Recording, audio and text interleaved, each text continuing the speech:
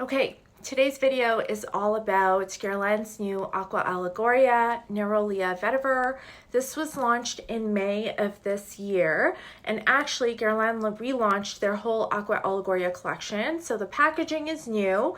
It's made out of 15% recycled material, and all the bottles are refillable. So they're going to sell refills so that you can refill the juice and not have to purchase a new bottle. They are really committed to being more sustainable as a company, and so they're extending that to the newer launches that they're having. All the perfumes are 90 to 95% natural ingredients. This one in particular is 95% natural. I'm actually not sure how that compares to their perfume in the past, but I know that they've switched over to beet alcohol for their perfume base, and they really noticed that once they were formulating the perfume that there was no difference in how they smelled. So of course, I think Guerlain is really known for having integrity when they reformulate. So their reformulations are very close to their older formulations. There's all this mythology around them blending past formulas with the newer formula, so you always get a little bit of the past and the new. I don't know if that's true. That's just something I've read online. But yeah, this is their latest launch. This is categorized by Guerlain as a floral woody perfume. I would say it's more herbal, floral, musky. I actually didn't get very many woody notes, and actually there's no woods listed in the note pyramid like cedar wood or sandalwood or any of those, so I'm not really sure why they're calling it woody. Maybe it's more woody than the other Aqua Allegorias that they have. One of the things that Aqua Allegoria as a whole is known for is that they discontinue perfumes all the time. So they launch a few of these a year. I know this year in particular, they're launching 3 or 4 Aqua Allegorias. There's Aqua Allegoria Forte, which is coming in the fall.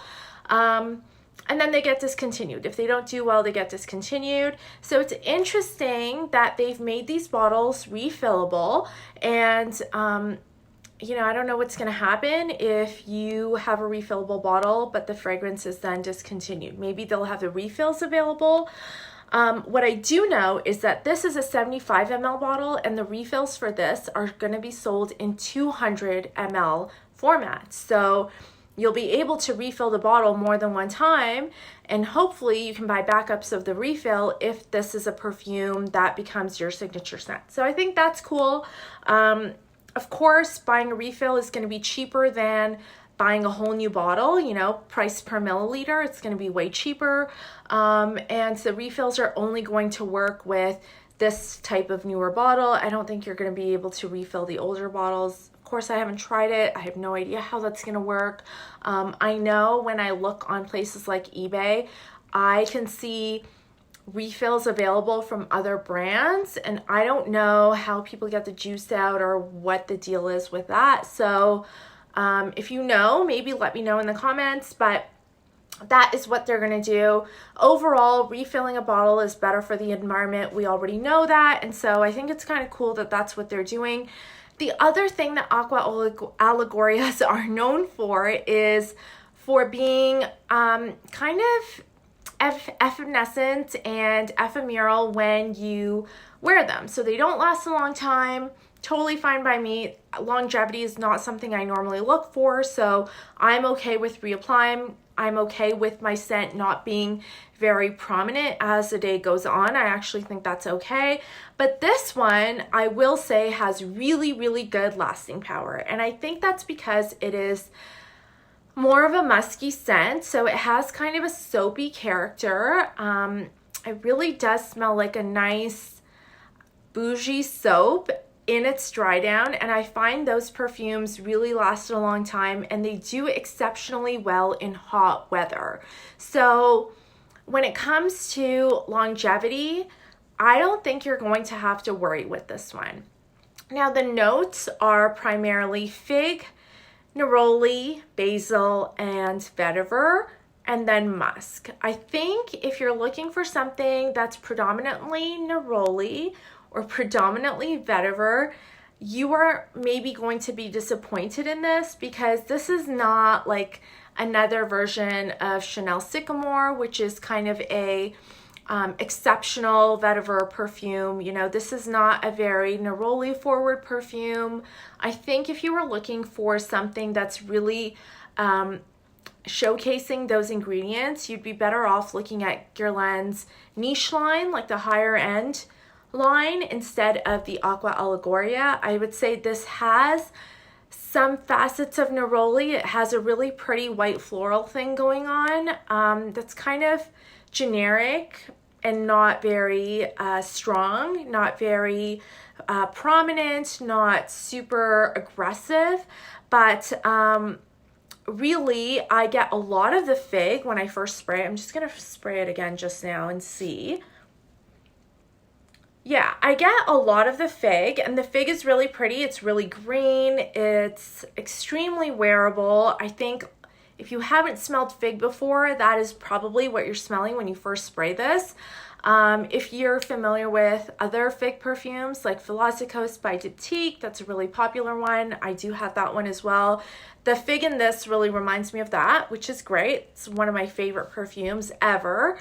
The fig here, though, is more of a top note. It's not a main character. It's a supporting character. And then really you get like a lot of those green herbs and green aromatic kind of character. And then you get a lot of that pretty vetiver, really, again, really outdoorsy and fresh. And it's blended with a lot of soapy musk, clean soapy musk, really nice, really, really long lasting. You know, performance of this is amazing. Sillage is okay. I would say definitely when you first spray it, of course, this is something that fills the room and lots of people will be able to smell it. But as the day goes on, you know, the soapiness is what people can smell, and really only if they're arm's length of you. I feel like that musk is what this perfume has going for it because it's so likable. It's almost familiar, you know, it's something that is clean and likable, and it's not a bad thing to smell that on a hot day or on a day where you're super busy.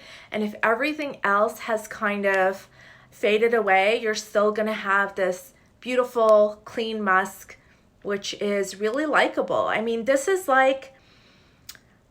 perfume is like that likable celebrity or person in your classroom or in your family that just tries to make everybody happy. And because you only see them on special occasions, like you only see them at Thanksgiving or Christmas, they're able to accomplish that. They're able to satisfy everybody, take an interest in everybody, be really likable, and not really show facets of themselves that are unlikable. And, you know, I feel like everybody needs that person in their family, and probably everybody needs that perfume in their perfume collection. You kind of need something that's not going to ruffle any feathers, is not going to be too noticeable, is going to make you seem like you're showered and put together and totally in control of things at all times. And this perfume is kind of like that. Like, it's not boring because it has that fig, which is pretty unusual in perfumery, especially if, you know, you're shopping at the department store, or, you know, here we can get this at some of our nicer drugstores as well. If you're shopping there and you come across that fig, it's actually a little bit unusual. So it's not without character. It is interesting, but at the end of the day, it's still just really likable and pleasing and easy to wear and lasts a really long time. This is something with longevity and with stamina, and I kind of need that in my perfume collection as well. So that's what I think about this. I enjoyed it. I think it's great for hot weather. I'm not sure how much I'll wear this in the winter time, just because I like to wear ambers more than anything else. But definitely if you have special occasions coming up, like I said, Thanksgiving, Christmas, this would totally work in those occasions. Or, you know, maybe like a big staff meeting, or a time where there's a lot of people all together and you want to smell good, but you don't want to stand out from the crowd too much. that's it for me. I hope I summed this up, and I will see you next time. Bye-bye.